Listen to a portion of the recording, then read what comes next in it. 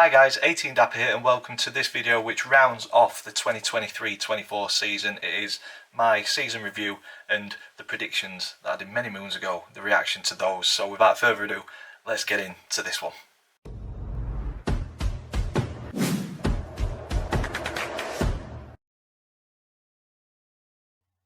So guys, welcome to this video. As I said in the intro, this is the video that rounds the 2023-24 season off, where we take a look at our season, expectations, the reality of it, but the most important thing for this video is reacting to the predictions that I gave at the very start of the season, before I knew a thing about what was going to happen in League Two. So we'll see how close or how far I was away from getting the division kind of where it is.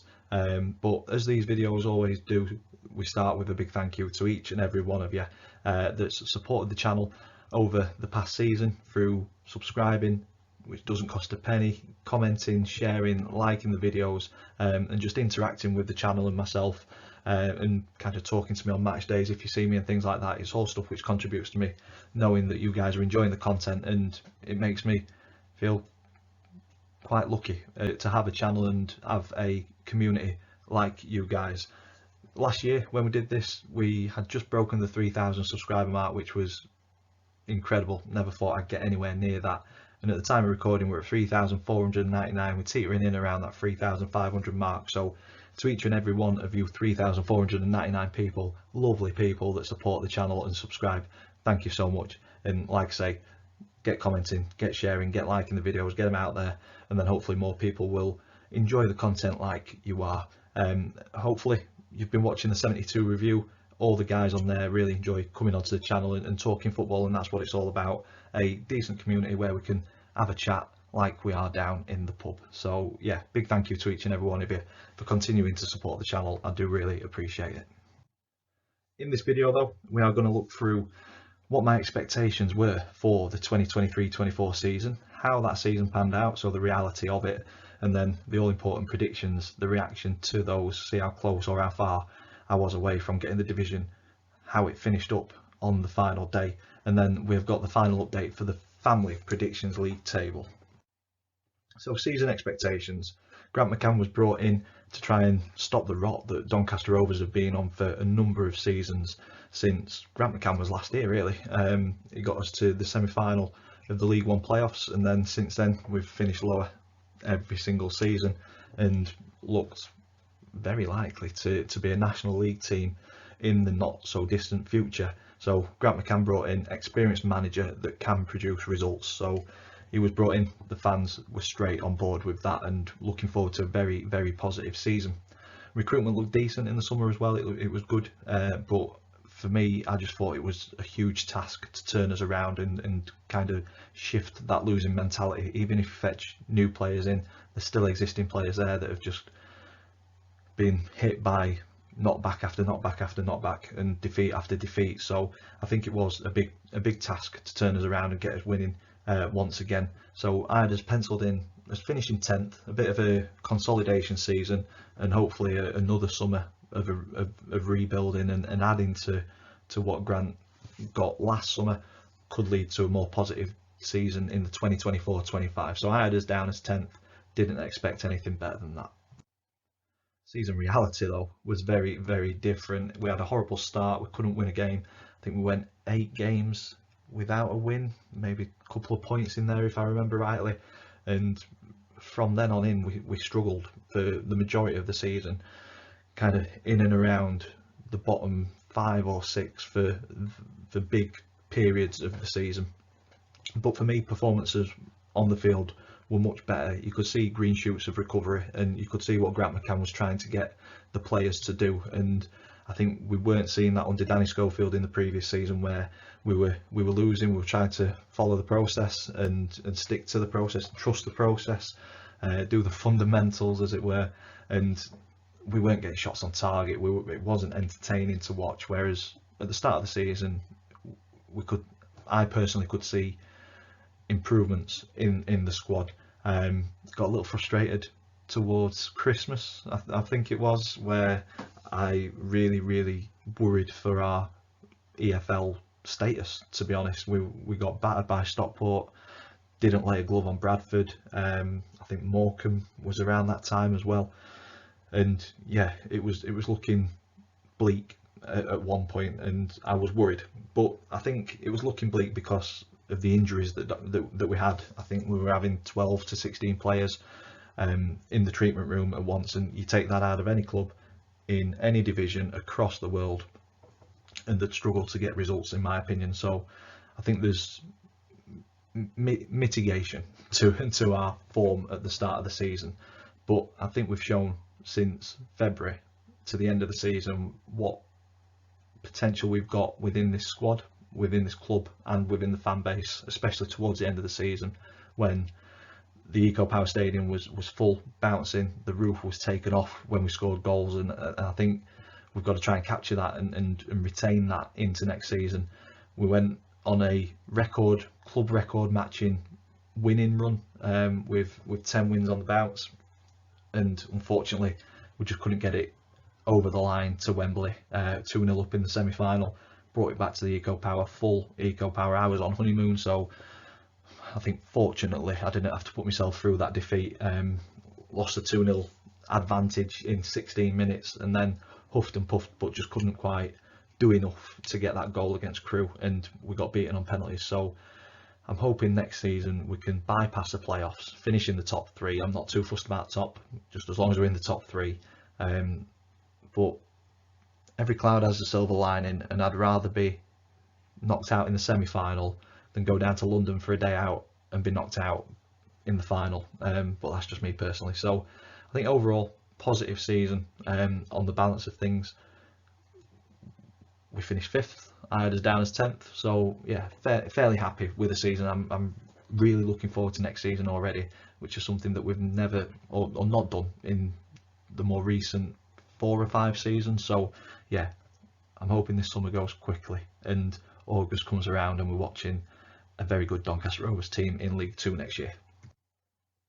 On to the predictions reactions. So yeah, it's not very good. Let's get into the bottom half of the table. So this is how the table finished on the final day of the season. You've got Forest Green and Sutton United relegated in 24th and 23rd, and then the rest of the bottom of the table, bottom half of the table, from 22nd to 13th was Colchester, Grimsby, Salford, Swindon, Newport, Accrington, Tranmere, Morecambe, Notts County and Harrogate. So we'll go through where I predicted these teams to go, and then you can see the difference on the screen. So Forest Green, I had them in 21st, so they actually dropped down 3 places from my prediction. And Sutton I had in 18th, so that was a drop of 5 places. So unfortunately for them too, they fall through the AFL trapdoor, and they've got to put some work in to get back up next season, I think. Colchester, I got some hammer on my predictions video from Colchester fans. I had you in 23rd, I had you going down. A tough season, but you avoided the dreaded drop, 1 place up from my prediction. Grimsby, I had us having a positive season in 13th. It didn't quite happen, 8 places down from that. And I've had some stinkers here with Salford and Swindon. I had them in 5th and 9th, which is a drop of 15 places and 10. So dreadful seasons for them, and it's impacted my score massively there. I had Newport and Accrington in 14th and 15th respectively, and they finished in 18th and 17th, so a drop of 4 places and a drop of 2.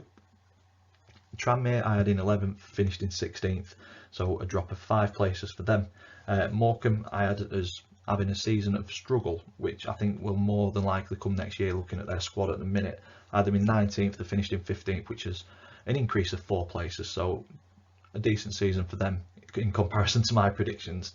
Notts County I had us doing well in 7th, and it looked like that was going to be a potential good prediction, but tailed off in the second half of the season, so finished 7 places lower than my predicted 7th in 14th. And then Harrogate, fantastic season. I had you guys in 22nd, just avoiding the drop, but an incredible season, finished mid-table, 9 places above my prediction. So yeah, there's some big movers there which impacts my score massively, which you'll see in a few slides.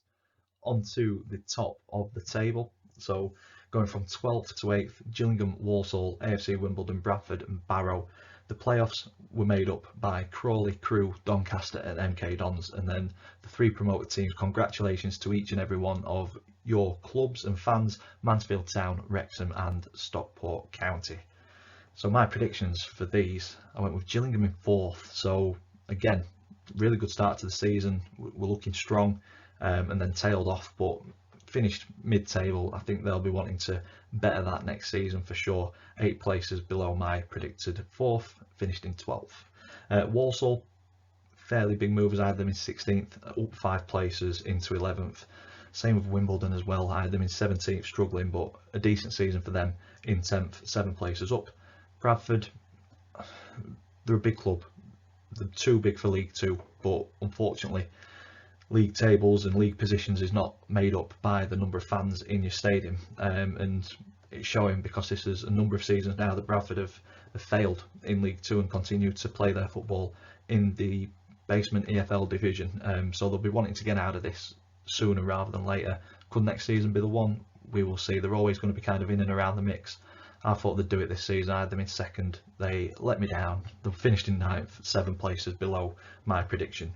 Barrow, unreal season until the last couple of games, last month really. I don't think they won a game in the last month, which dropped them out of the playoffs, which they've been in for the majority of the season. I had them down as 12th. They've finished 4 places above that, but I think Barrow fans will be disappointed that they've missed out on playoffs when they were in there for so long. Yeah, very, very disappointing, and obviously things have changed at Barrow with the manager and good players leaving, so we'll see what impact that has on them next season. On to the playoffs, 2 massive movers which has absolutely obliterated my score. Crawley and Crewe, I had them both down as struggling this season. I had Crawley down as rock bottom, Crewe down as just avoiding the drop in 20th, and both teams performed superbly throughout the season. Massive congratulations to Crawley Town for winning at Wembley and going up to League One this year, but because of their incredible seasons and my misjudgment on the predictions, it's added 17 and 14 points to my total. So up 17 places for Crawley, up 14 places for Crewe. Donny, as we've already mentioned, I had us down as 10th, penciled in as 10th. I thought it was going to be a consolidation season, but that run at the end of the season just catapulted us into the playoffs from 22nd in February. An incredible story, incredible to be part of it. Hopefully that is the start of something very, very positive at Doncaster Rovers, but it's added 5 points to my total, which I'm not happy about. MK Dons, I had you guys in 3rd. Unfortunately, just missed out on automatics in 4th, so that was only 1 place down from my prediction. Mansfield, we say it so often on the 72 review, always a bridesmaid, never the bride, but this time they were the bride. They managed to achieve promotion, finished in 3rd, I had you down in 8th. That's 5 places up from my prediction. Wrexham, I had you guys in 6th. I thought you'd do well. Obviously, you've got the money behind you, you've got the Hollywood kind of circus that follows you around, but I think credit where it's due, the table doesn't lie. So you achieved the points, you played well. The game at the Eco Power, I thought it was an even encounter, we just edged that one. But yeah, over the season you've accrued enough points to get promoted, and I had you in 6th, potentially going up through the playoffs. It's always a lottery in the playoffs, but you avoided that by finishing 4 places above that in 2nd. And then the only one that I got spot on, I predicted Stockport County as champions.